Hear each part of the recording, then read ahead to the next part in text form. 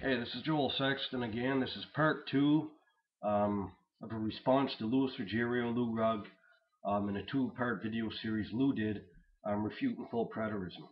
Part one of this video series, we dealt pretty much with the gathering of Matthew chapter 24:31, and we demonstrated pretty easily that gathering was in fact in AD 70 by Lou's own hermeneutic. That gathering did happen in AD 70. Luke 21 through 24, Matthew 24:15 through 21 are the same events. Um, you put Luke 21:20 through 24 in AD 70.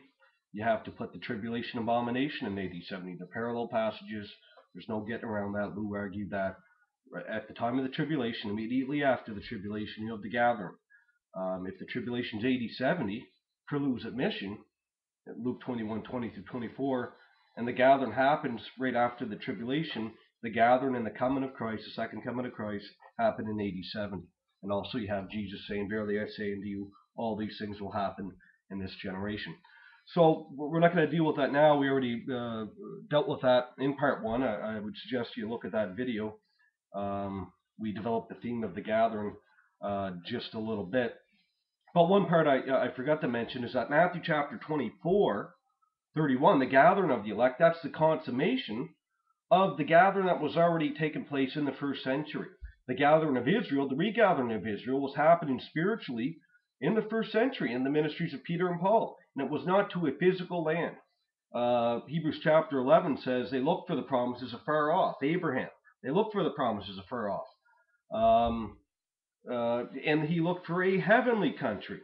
Now you look at 1 Peter chapter 2, Peter quotes from Hosea chapter 1 and 2, which is regathering of Israel, especially the northern kingdom and the southern kingdom, that they would dwell together, Ephraim and Judah, in the land. Who's Peter writing to in 1 Peter chapter 2?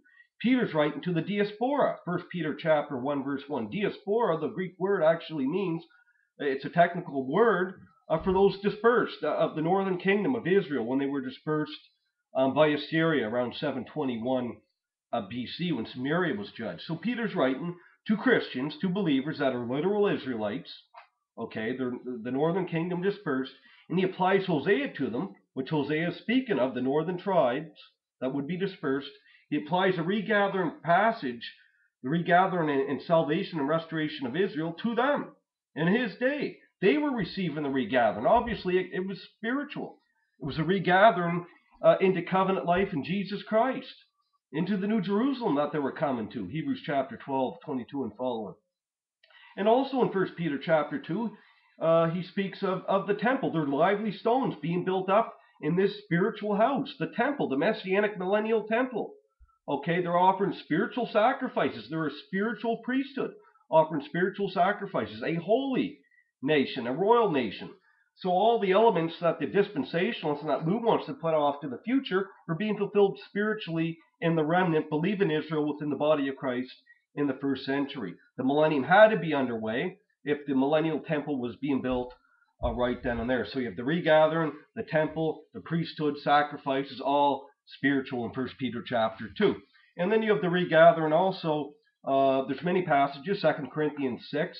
Paul quotes from Isaiah chapter 49, which is the gathering of Israel, and is the gathering of the Gentiles. And he says it was taking place in his day. That's salvation, 2 Corinthians 6:2. Same chapter in 2 Corinthians 6:16. Paul's speaking of how the temple of God, the church, is to abhor fornication. The body is to be a living sacrifice, holiness unto God, and they're to sever themselves from idols.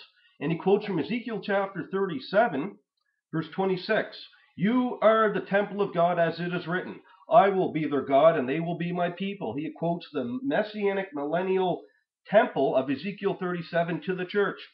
2 Corinthians chapter 3, he speaks of Ezekiel 36 and 37, which is Israel's salvation in the land, which is the kingdom, which is all of these things, the millennial temple.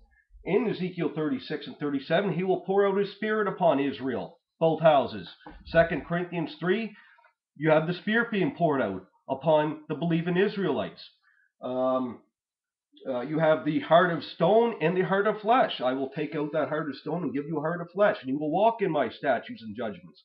Ezekiel 36 and 37. What do you have in 2 Corinthians 3 and following? He takes out that heart of stone and he gave them a heart of flesh when they came to Jesus Christ in regeneration. So and sanctification and the new covenant of Ezekiel 36 and 37 are found in 2 Corinthians chapter 3.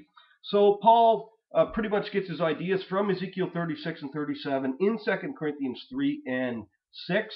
He applies the restoration of Israel, the regathering into the land, to believe in Israel in his day, and to the Gentiles that were coming in as well, to the church as a whole.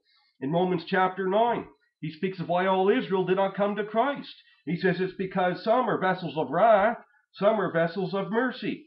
This is double predestination, unconditional election. I'm not going to get into that here, but he says a remnant was coming in according to Hosea. That's Romans 9:24 and following. A remnant was coming in at that time, according to Hosea, which is a restoration and regathering passage, the restoration in the millennial kingdom and all that good stuff.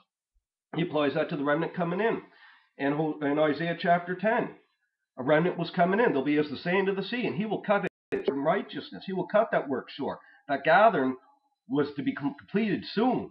And we see this in Romans chapter 13. The night is far spent, the day of the Lord is at hand. So the salvation of Romans chapter 9 through 11, and especially 11 of Israel, was to be soon. Israel's salvation was not put off at the cross. You see, Paul did not understand that whatsoever.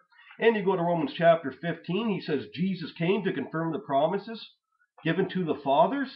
Then he quotes from Isaiah chapter 11, which is a big regathering passage that dispensationalists and premillennials like to use. And he takes that gathering of the Gentiles, of the nations under Christ, and he applies it to his ministry in his day. Since God is confirming the promises given to the fathers through Jesus Christ, verse 8, the Gentiles are coming in, verse 12. You see, there's a perfect harmony. Many other passages could be brought forward, but we see the gathering passages of the Old Testament prophets and the promises were being applied spiritually in the church in Paul's day. This destroys everything dispensationalists have to say about the nature and the timing. The dispensationalists want us to believe that Israel was put off at the cross. The 70 weeks have been put off. The kingdom, it's all been put off. He's dealing with the church now, a whole different program, plan B. But yet Paul says these aren't fleshly promises. Peter says they're not fleshly promises, they're spiritual. And they're being fulfilled in their day. In spiritual Israel, believe in Israel within the church. And incidentally, Peter said in 1 Peter chapter 1, 10 through 12, he's speaking of the salvation, the coming of Christ, his incarnation, his cross, and the glories to follow, which is the kingdom, the second coming, all of that, resurrection. And he says the prophets of old did not understand the timing of these events and the manner. They didn't understand the nature. They didn't understand what they were prophesying. And Peter says there in 1 Peter chapter 1, salvation of our souls is ready to be revealed. 1 Peter 1, 5 and 10 through 12. So to say that the promises were put off, Peter had a very different idea, so did Paul. Now, some of the other arguments Lou had to say, I don't know if we're going to get into that, but that's just a little bit about the regathering that was coming in, or that was happening in the first century. Matthew 24:31 is the consummation of that gathering. They were being gathered, Matthew 24:31, the elect of Israel, that's the consummation. That's the completed deal of the gathering. So we see clearly the gathering was taking place in the first century before AD 70. In AD 70, the second coming of Christ was the consummation of that. Now I want to deal with a couple of arguments Lou brought forward in his two videos. We're probably not going to have time to deal with them all. Maybe I should just stop at this moment and we'll do a part 3 responding to Lou. We're going to get into Revelation chapter 17 and the horns there. The 10 horns and the seven heads of Revelation 17, that beast. We're going to get into that. We're going to get into Jesus coming quickly, according to Revelation 22. We're going to get into the kingdom of Matthew 16, 27, and 28, and maybe touch on the resurrection a bit of 2 Timothy chapter 2 and the problems there with Hymenaeus and Philetus. So thanks for watching. We're going to do a part 3.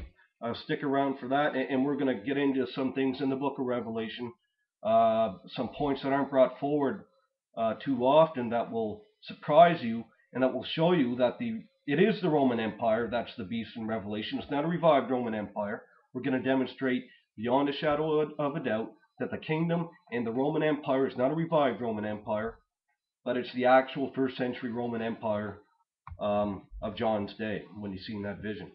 Okay, thanks for watching.